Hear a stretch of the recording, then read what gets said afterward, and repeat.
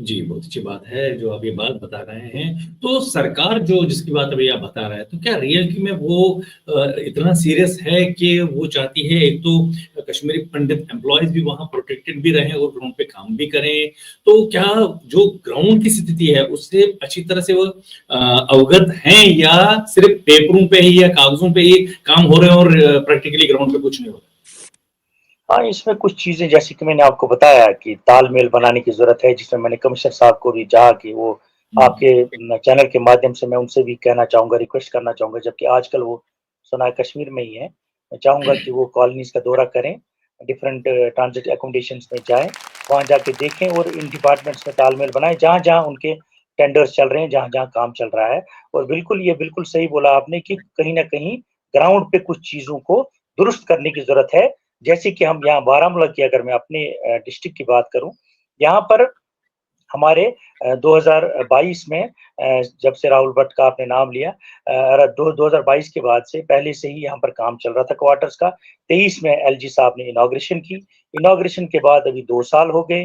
2 साल के बाद भी अगर यहाँ पर अलाइड वर्क्स का काम नहीं हुआ है, इंटरनल पाथ नहीं बना है, टाइल वर्क नहीं हुई है, अपना ड्रेनेज नहीं हुआ है, अपना बहुत सी जो स्ट्रीट लाइट्स हो या सिक्योरिटी apparatus से कैमरा, सीसीटीवी कैमराज़ हो या फेंसिंग हुँ। हो, अगर इन चीज़ों का काम पेंडिंग है और एडिशनल क्वार्टर्स जो यहाँ बनने हैं, उसमें थोड़ा लैंड का इश्यू है, उसको हम फिलहाल छोड़ देते हैं, वो थोड़ा मसला है, वो हल हो रहा है। मगर एलाइड वर्क्स का मसला है, जिसमें गवर्नमेंट को संज्ञान लेना पड़ेगा, सीरियसली होना पड़ेगा। और मैं चाहता हूँ कि कमिश्नर साहब भी इसमें ध्यान दें, क्योंकि यहाँ पर हमारे एम्प्लॉइज़, हमारी जो माएँ-बहनें हैं, हमारे जो बुज़ुर्ग हैं यहाँ, बहुत मुश्किल होती है, यहाँ पर स्लिपरी कंडीशन हो जाती है, बारिश हुई हो तो हमारे बच्चे मुश्किल से स्कूल जा पाते हैं। बहुत ही खस्ता हालत है इंटरनल जो वर्क है इस कॉलोनी का, उसके लिए।